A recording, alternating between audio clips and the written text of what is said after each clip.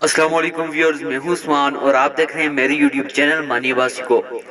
جیسا کہ آپ کو معلوم ہے کہ ہم روزانہ آپ کے لیے ایک اسلامک ٹاپک لے کر آتے رہتے ہیں، ویسے ہی آج کا ہمارا ٹاپک ہے حضرت عمر رضی اللہ تعالیٰ عنہ کی حالت۔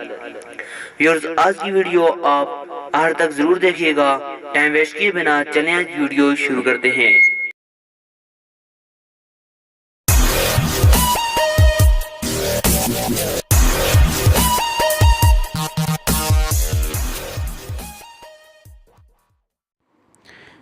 حضرت عمر رضی اللہ تعالیٰ عنہ کی حالت۔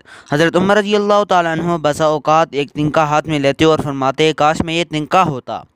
کبھی فرماتے کاش میں مجھے میری ماں نے جنا ہی نہیں ہوتا۔ ایک مرتبہ کسی کام میں مشغول تھے، ایک شخص آیا اور کہنے لگا کہ فلاں شخص نے مجھ پر ظلم کیا ہے، آپ چل کر مجھے بدلہ دلوا دیجئے۔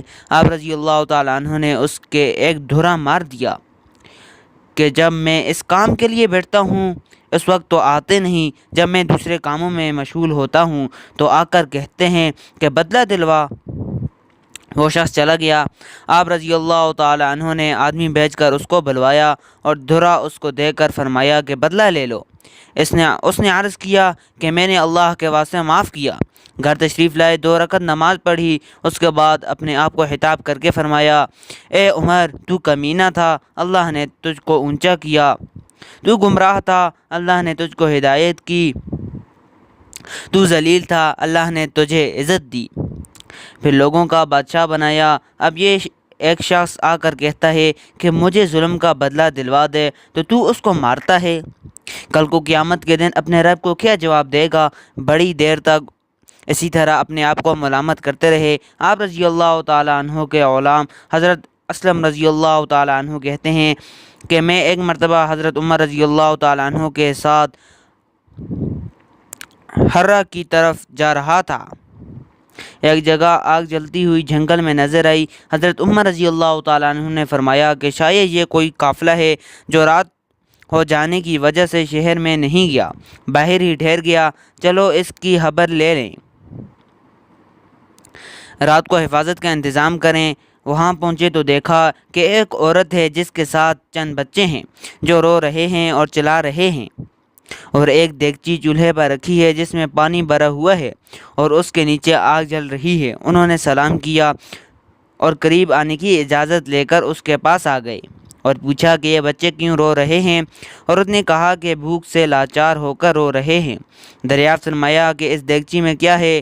عورت نے کہا کہ پانی بھر کر بہلانے کے واسطے آگ پر رکھ دی ہے کہ ذرا ان کو تسلی ہو جائے اور سو جائیں۔ امیر المؤمنین حضرت عمر رضی اللہ تعالیٰ عنہ کا اور میرے اللہ ہی کے ہاں فیصلہ ہوگا کہ میری اس تنگی کی خبر نہیں لیتے۔ حضرت عمر رضی اللہ تعالیٰ عنہ رونے لگے اور فرمایا کہ اللہ تجھ پر رحم کرے، بھلا عمر کو تیرے حال کی کیا خبر ہے؟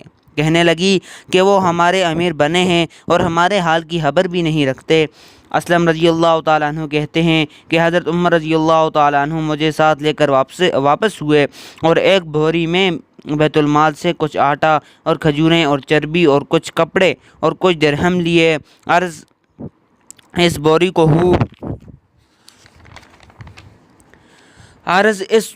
خوب بھر لیا اور فرمایا کہ یہ میری کمر پر رکھ دے۔ میں نے عرض کیا کہ میں لے چلوں؟ آپ رضی اللہ تعالیٰ عنہ نے فرمایا نہیں، میری کمر پر رکھ دے۔ 2-3 مرتبہ جب میں نے اصرار کیا تو فرمایا کیا قیامت میں بھی میرے بوجھ کو تو ہی اٹھائے گا؟ اس کو میں ہی اٹھاؤں گا، اس لیے کہ قیامت میں مجھ ہی سے اس کا سوال ہوگا۔ میں نے مجبور ہو کر بوری کو آپ کی کمر پر رکھ دیا۔ آپ نہایت تیزی کے ساتھ اس کے پاس تشریف لے گئے، میں بھی ساتھ تھا۔ وہاں پہنچ کر اس دیگچی میں آٹا اور کچھ چربی اور کچھ کھجوریں ڈالی اور اس کو چلانا شروع کیا اور چولہے میں خود ہی پھونک مارنا شروع کیا۔ اسلم رضی اللہ تعالیٰ عنہ کہتے ہیں کہ آپ رضی اللہ تعالیٰ عنہ کی گنجان داڑھی سے دھواں نکلتا ہوا میں دیکھتا رہا حتیٰ کہ حریرہ سا تیار ہو گیا۔ اس کے بعد آپ نے اپنے دست مبارک سے نکال کر ان کو کھلایا۔ وہ سیراب ہو کر خوب ہنسی کھیل میں مشغول ہو گئے اور جو بچا تھا وہ دوسرے وقت کے واسطے ان کے حوالے کر دیا۔ وہ عورت بہت خوش ہوئی اور کہنے لگی اللہ تعالیٰ تمہیں جزائے خیر دے، تم تھے اس کے مستحق کے بجائے حضرت عمر رضی اللہ تعالیٰ عنہ کے تم ہی خلیفہ بنائے جاتے۔